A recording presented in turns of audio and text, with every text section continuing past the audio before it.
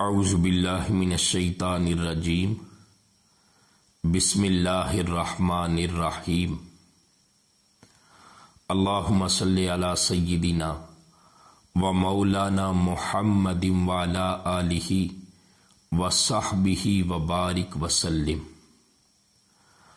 اپنی زبان نہیں بلکہ اپنے دل کو سیدھا کرو، اپنی زبان کو درست نہیں بلکہ اپنے دل کو درست کرو۔ صرف اپنی زبان کی اصلاح نہیں بلکہ اپنے دل کی اصلاح کرو۔ اس پر اللہ کے ولی حضرت شاہ توکل امبالوی رحمۃ اللہ علیہ کا واقعہ میں آپ کو سناتا ہوں۔ حضرت شاہ توکل امبالوی رحمۃ اللہ علیہ بہت بڑے اللہ کے ولی تھے۔ آپ کے پاس قرآن پاک کی اچھی تلاوت کرنے والے ایک قاری صاحب ملنے کے لیے آئے۔ جب قاری صاحب آپ کے آستانے پر پہنچے تو حضرت شاہ توکل امبالوی رحمۃ اللہ علیہ اس وقت عشاء کی نماز پڑھا رہے تھے۔ جب قاری صاحب آئے تو حضرت شاہ توکل امبالوی کی امامت میں عشاء کی نماز ادا کی تو حضرت شاہ توکل امبالوی نے بڑے سادہ انداز میں قرآن پاک کی تلاوت کی۔ حروف کو ان کے مخارج کے ساتھ ادا نہیں کیا بلکہ سادہ انداز میں بغیر تجوید کے قرآن پاک کی تلاوت کی۔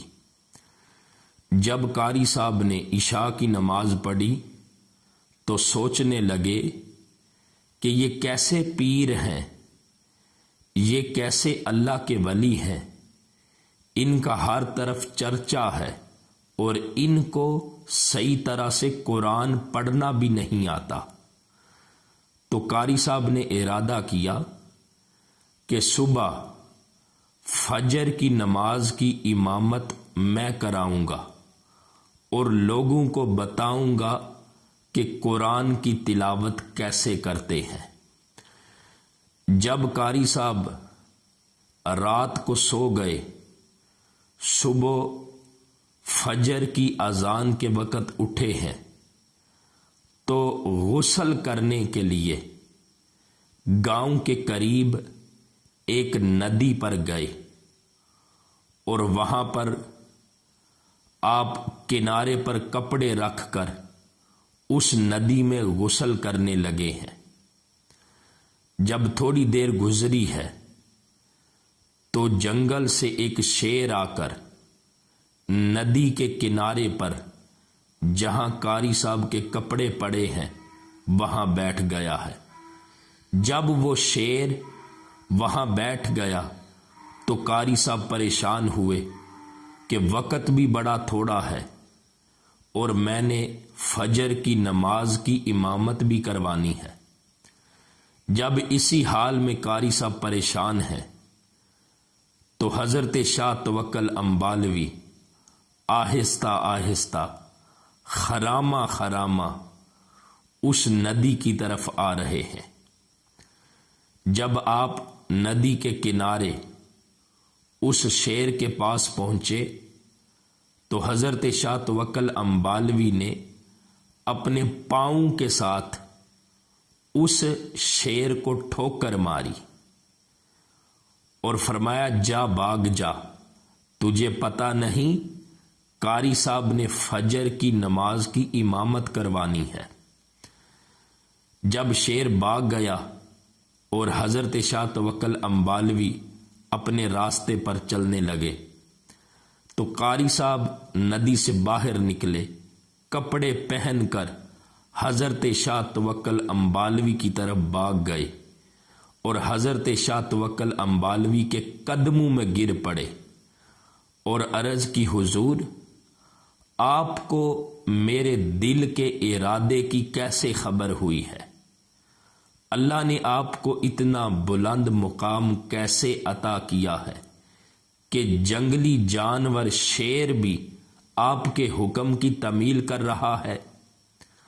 اب جو اللہ کے ولی نے حضرت شاہ توکل امبالوی نے فرمایا وہ دل کے کانوں سے سننے والا ہے، اور اسی جملے میں میری اور آپ کی اصلاح ہے۔